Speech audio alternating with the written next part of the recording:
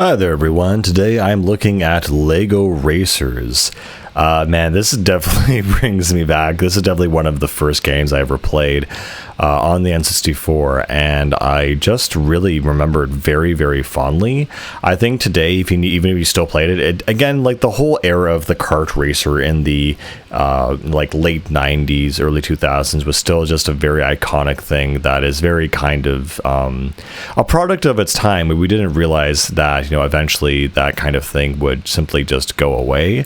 But yeah, this to me is the kind of the peak of the kart racer. I mean, we have Diddy Kong Racing, Mario Kart 64, and Lego Racers is kind of like the big three, I'd say, in my mind at least. What's also very great about this game and what's really engaging about it is that yes, you can design your own little Lego guy, and you can design your own Lego racer, essentially, not only your guy but your car as well. And so there's a bunch of different ways that you can go about that. Save it to your memory card and basically have him as your own custom guy, or you can choose from one of the default guys that you unlock throughout playing the game.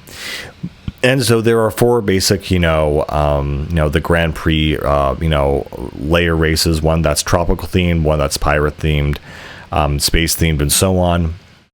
And so you kind of have to beat, each racer and come in first. And I guess this is a good game for beginners in general to racing games or games in general, because, you get to learn, oh yeah, there are shortcuts, there are power-ups, there are different kinds of racers. Well, actually, no, I think the type of racer you have in this game doesn't really matter a lot. It's very much, just how it's based on skill. I mean, there's not like one kart that's better than another, but it's fun to, again, customize your thing and have a different kind of car and set whatever, to your liking. And so basically how this game works, you have a 3-lap scenario. There is multiplayer in this game, so you can race against your friends once you've collected all the cars.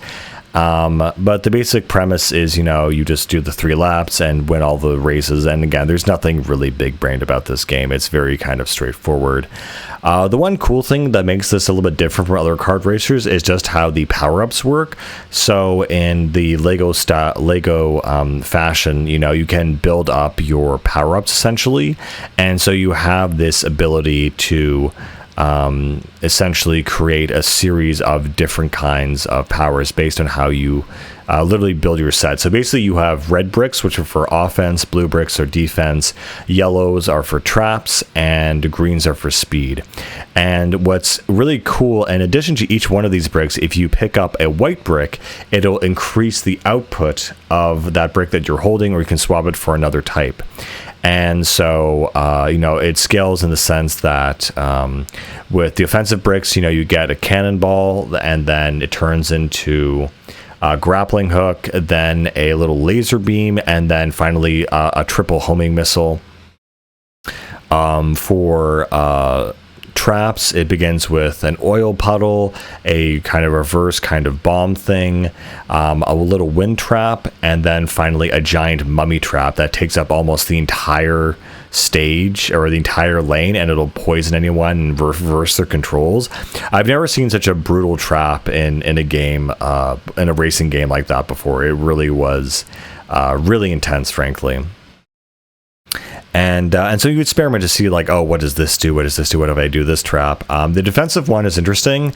Usually you just get a normal blue barrier that just defends you from attacks.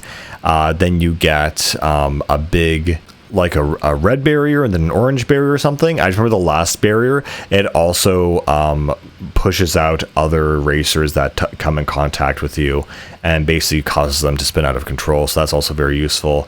And then finally, the main one that everyone kind of goes for is the speed one, where if you get, one green brick, then it's going to be one boost, and then it's a bigger boost, and then you get twin boosters at level 3, and level 4 is actually a like time warp thing, which is this crazy thing that I remember I found like uncovered, and while playing the game I thought, oh, this is absolutely crazy. I have no idea what this would do, and it basically just pushes you through the map. It basically lets you cheat by going through walls essentially, and it'll spawn you somewhere else farther into the map, so you don't have to worry about driving straight or wasting your boost on a wall or something.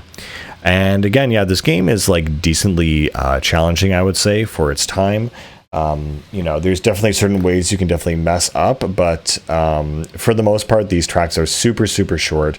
The whole game itself is super, super small. And again, it's very good for beginners in that sense because there's not a lot of ways you can really screw up. And there's basically one strategy, which, you know, brings you, you know, the best kind of return, I guess. What's also very iconic about this game is probably the soundtrack, just the way all of the notes and everything sound. It just sounds very funny, goofy, and free.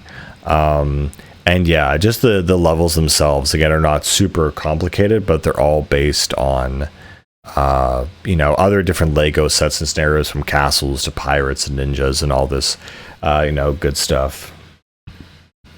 And of course, the best thing is when you beat the final racer of a pre, you get, or of their tournament, you get their special car, which is very cool. And the whole set that you can use to build other pirate-themed cars, which is really, really nifty. And yeah, this is very similar to other LEGO games in terms of its creativity and output and whatnot. I'm really not sure what else to say about it, except, you know, it's a kart racing game. It works. It has this interesting mechanic about it, and it holds a dear place in my heart just for being one of those games that is just very, very dear to me, essentially. And just has a good attitude and a good style about it.